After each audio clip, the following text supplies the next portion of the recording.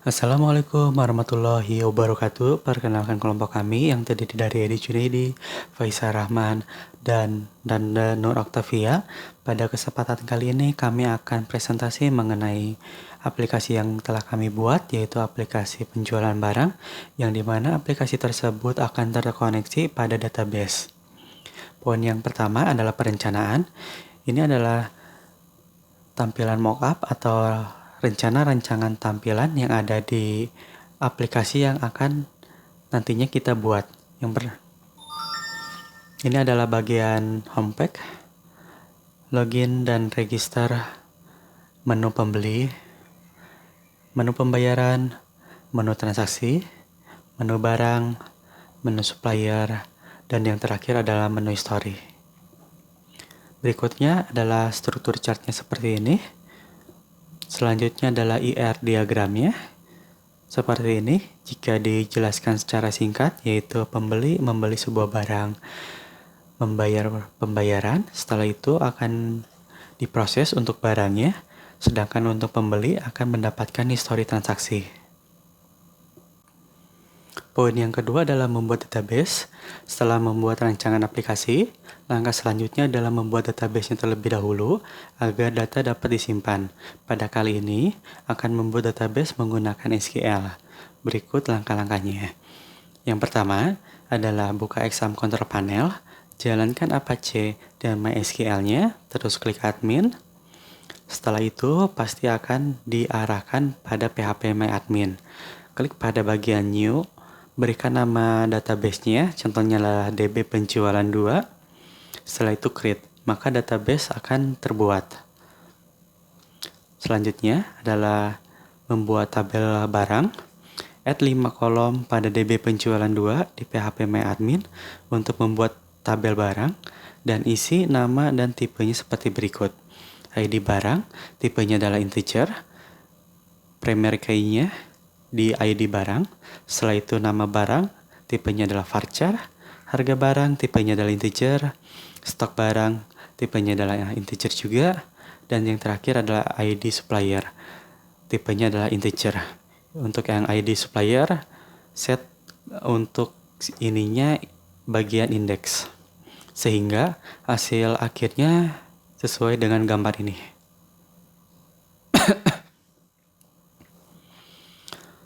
Yang kedua adalah membuat tabel pembeli.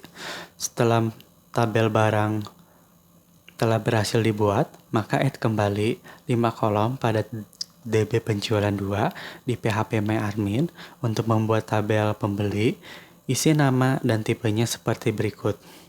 ID pembeli, tipenya adalah integer, primary key-nya adalah di ID pembeli, ID barang, nama pembeli, tipenya adalah varchar, jenis kelamin, tipenya adalah char, nomor telepon, tipenya adalah char, alamat, tipenya adalah varchar, sehingga hasil akhirnya sesuai dengan gambar yang ini.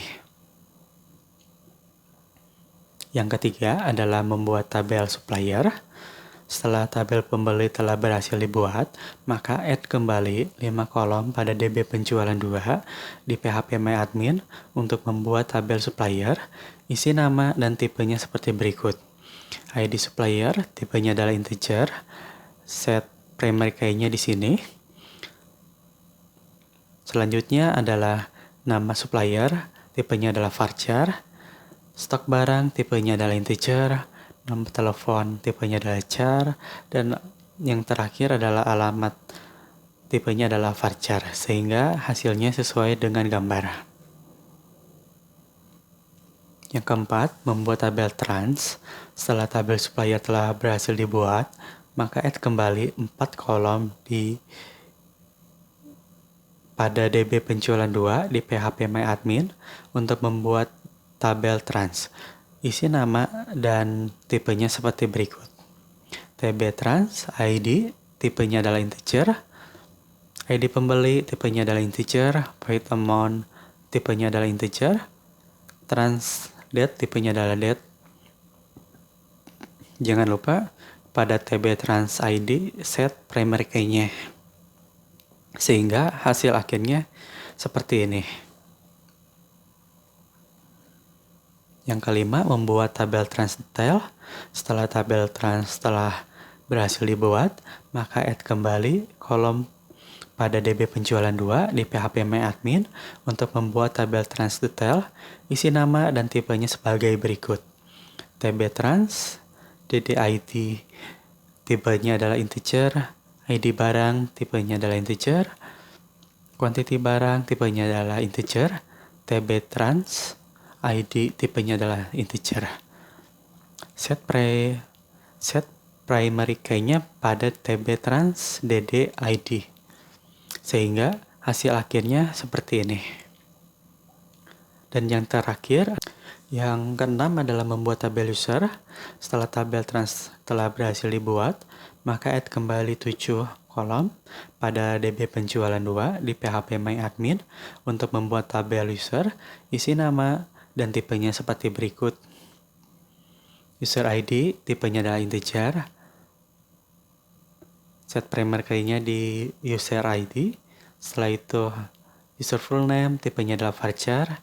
Username, tipenya adalah varchar juga. User password, tipenya varchar. Tipenya adalah integer. User status, tipenya adalah integer juga. Sehingga hasil akhirnya sesuai dengan gambar yang ini.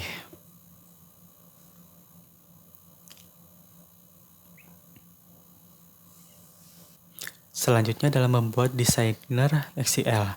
Ketika sudah membuat dan mengisi semua atribut, setelah itu langkah selanjutnya menghubungkan satu tabel ke tabel yang lain, dan hasil akhirnya seperti gambar yang ini.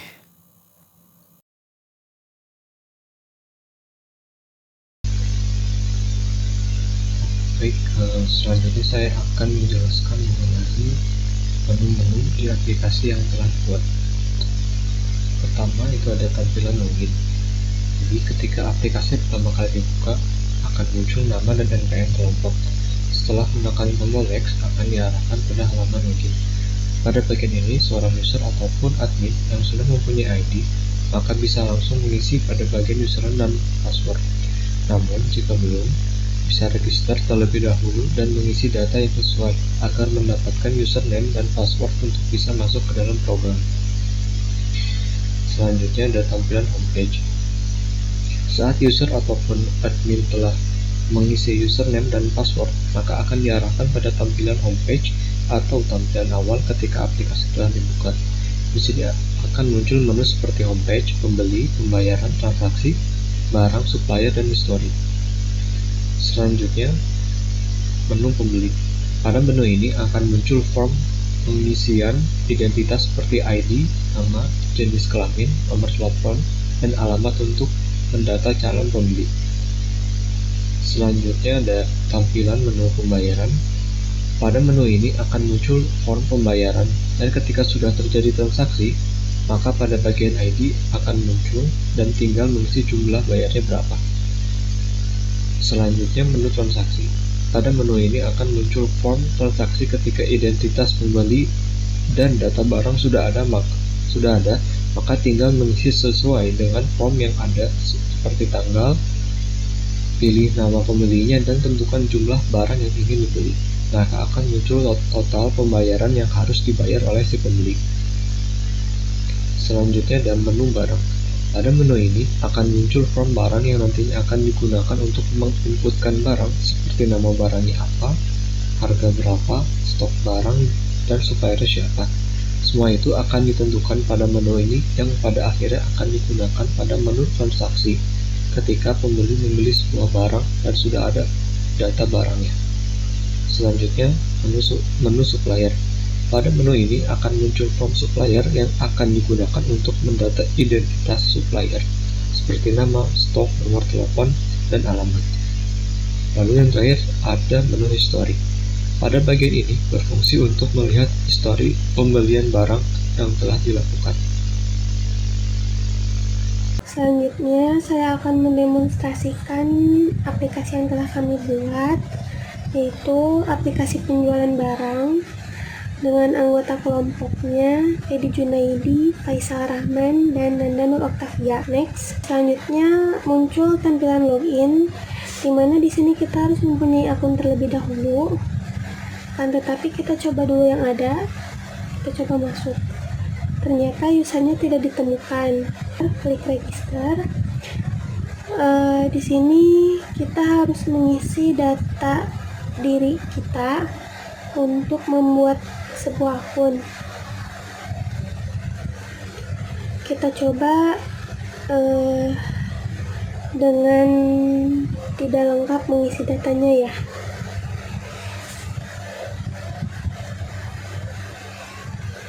Ternyata isi datanya harus lengkap.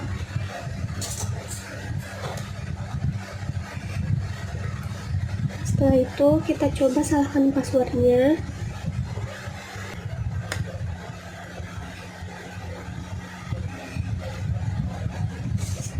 Katanya password tidak sama. Sekarang kita samain dan akun sudah dibuat. Kita lanjut login. Di sini kita login menggunakan akun yang telah kita buat tadi. Kita coba passwordnya salahin dulu ya, dan ternyata muncul pop up password salah. Selanjutnya kita benerin aja dan berhasil. Setelah itu muncul tampilan menu dashboard di mana terdapat beberapa tab. Pada tab supplier, barang sama pembeli, kami membuat biasa. Pertama-tama kita ke tab supplier dulu. Kita isi nama suppliernya, lalu stok yang dimiliki oleh si suppliernya, nomor telepon suppliernya, sama alamat suppliernya. Di sini kita bisa menambahkan beberapa data, menghapus data, dan mengedit data.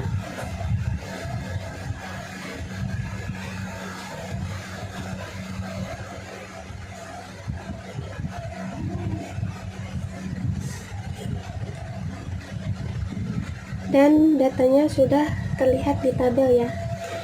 Kita coba mengupdate stoknya, stok yang dimiliki Pak Sukarya ini jadi 450, dan kita coba ubah namanya jadi Pak Sukaryani aja, dan kita simpan dan terubah ya dalam tabelnya. Selanjutnya kita pindah ke tab barang. Pada tab barang ini terdapat drop-down supplier, di mana drop-down ini terdapat dari tab supplier yang kita buat tadi datanya, yang Pak Sukaryani, dan kita akan menambahkan data barang berdasarkan supplier yang telah kita tambahkan. Nama barangnya coba kita beng-beng, harganya 3.000, stok beng-beng ini dari Pak Sukaryani ada 40. Selanjutnya kita simpan dan sudah ada dalam tabel. Selanjutnya kita tambah lagi datanya.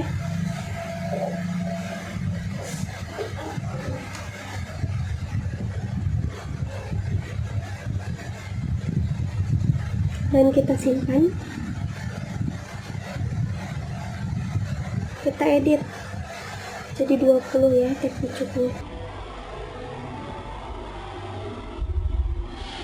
Dan kita coba bikin sebuah data temporary, dimana untuk mengetes hapusnya ya, kita simpan dan kita coba hapus lagi.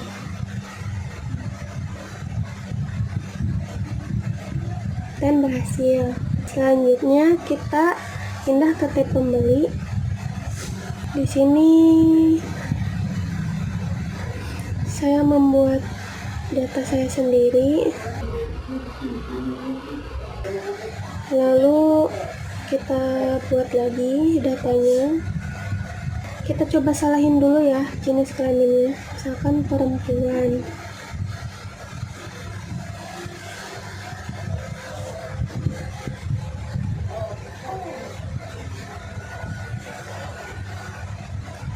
Ternyata salah nih, untuk nama Edi ternyata laki-laki, dan alamatnya juga bukan di Bandung tapi Cimahi. Kita ubah dan kita simpan lagi. Lalu kita tambahin lagi satu data.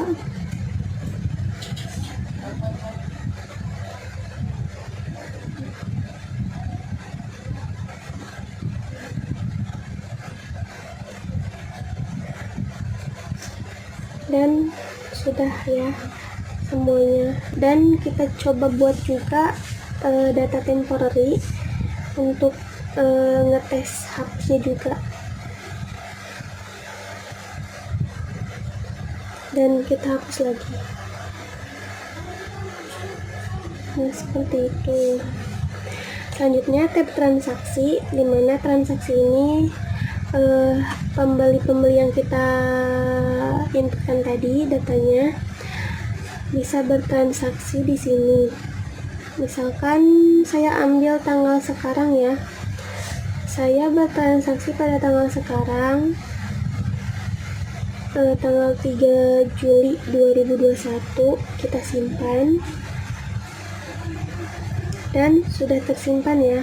Total yang harus dibayar pun belum ada karena belum menambahkan data barang yang dibelinya. Sekarang kita klik row-nya, lalu kita mengisi barang yang akan dibeli. Misal saya membeli beng-beng 6 biji ya. Beng-beng, ternyata enggak, kebanyakan 6 biji, 4 biji aja. Dan di barang pun stoknya berkurang, jadi 36, yang awalnya 40 jadi 36 ya. Selanjutnya saya akan menambahkan barang juga, teh pucuk. Saya membeli 4 juga, kita simpan. Dan di barang pun berkurang, jadi 16, yang awalnya 20. Seperti itu. Selanjutnya kita tambah transaksi lagi ya.